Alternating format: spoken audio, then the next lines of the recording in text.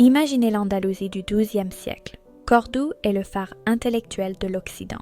C'est ici, en 1126, que naît Abu al-Walid Muhammad ibn Ahmad ibn Rushd, que l'Occident appellera Averroès. Plus qu'un simple savant, il est l'incarnation de l'honnête homme médiéval, juriste suprême, médecin de la cour et philosophe dont l'influence allait, contre toute attente, réveiller la pensée européenne de sa torpeur. Le plus grand combat d'Averroès ne fut pas physique, mais intellectuel. Il s'est dressé contre ceux qui voulaient séparer la religion de la logique. Dans son ouvrage majeur, Le discours décisif, il pose une thèse révolutionnaire. La philosophie est l'amie et la sœur de lait de la loi religieuse. Pour Averroès, l'islam non seulement autorise, mais ordonne l'étude de la philosophie. Si le Coran demande d'observer l'univers, alors l'usage de la raison est l'outil nécessaire pour accomplir cet ordre divin. Il distingue 3 niveaux d'accès à la vérité selon les capacités de l'individu: les démonstratifs, les philosophes qui cherchent la preuve logique, les dialecticiens, les théologiens qui argumentent à partir de probabilités, les rhétoriciens, la foule qui a besoin d'images et de récits pour comprendre la morale. Pendant des siècles, l'Europe avait oublié Aristote. Averroès va le sauver.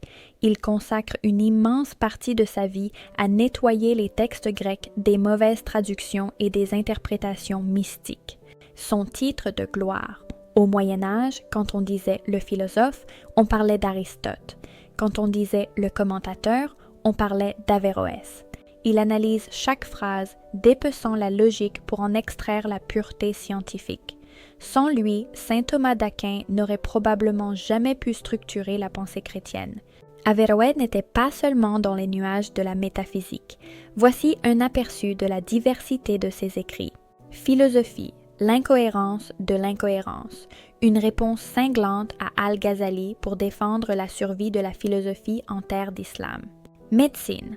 Al-Kulliyat fi al-Tibb, une encyclopédie médicale utilisée dans les universités européennes jusqu'au XVIIIe siècle.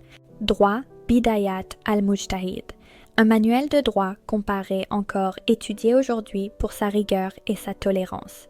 Astronomie, abrégé de l'Almageste. Il critique le système de Ptolémée, cherchant un modèle plus physique du cosmos.